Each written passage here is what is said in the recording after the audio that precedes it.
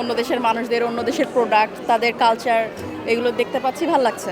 16টি দেশে সকাল থেকে রাত পর্যন্ত এখানে স্টল নিয়ে আছেন এবং তারা যে অর্থ উপার্জন করবেন তার একটি অংশ আমাদের চ্যারিটিতে দান করবেন। অন্যান্য স্টলে গিয়ে ওনাদের প্রোডাক্ট কিনেছি, এবার ওনারা এসে আমাদের স্টল থেকে কিনে নিয়ে যাচ্ছে। সব ধরনের কান্ট্রি এথনিসিটি এসেছে, পাকিস্তান আছে, প্যালেস্টাইন আছে।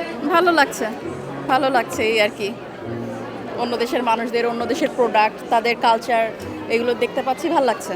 যদিও এটা একদিনের বাজার, কিন্তু এটা তো সবাই এই মাইন্ডসেট থাকেই যে এটা একদিনেরই বাজার, এটা জেনে শুনেই সবাই আসেন। তো আমি গত বছর ছিলাম, এবছরও আছি। তো আমার আলহামদুলিল্লাহ ভালো সাড়া পাচ্ছি আমি সকাল থেকেই, কারণ আমার নকশি নোটবুক দেশি এবং বিদেশিরা সবাই পছন্দ করছেন। বিশেষ করে বিদেশিরা আমার কাছে কিছু ডিফারেন্ট টাইপ প্রোডাক্ট আছে, যেমন নকশি ব্যাগ, টোট ব্যাগ, সেখানে নকশি সেলাই করা, প্লাস হচ্ছে আপনার নকশি টি শার্ট। সো এই জিনিসগুলো তাদের কাছে বেশ মজা লাগছে এবং তারা কিনছেন। সকাল থেকে বেশ খারাপ না, ভালো সেল করলাম, মানে আমি হ্যাপি। এটা তো খুবই আনন্দের।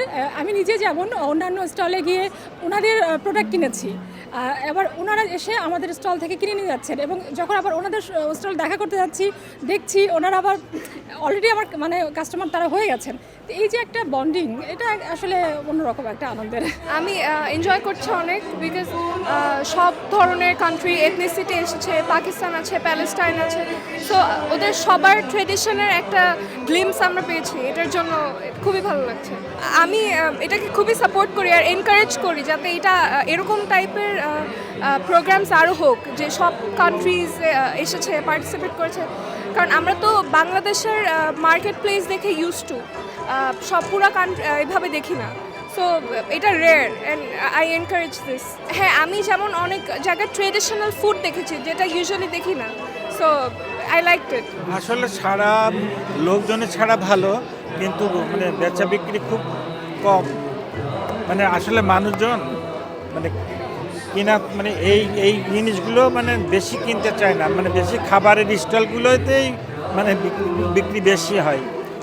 আর আসলে মানুষের শৌখিনতা মনে হচ্ছে কমে গেছে, যার কারণে এমনিতে লোকের সমাগম অনেক, কিন্তু সেই অনুপাতে মানে বিক্রি কম।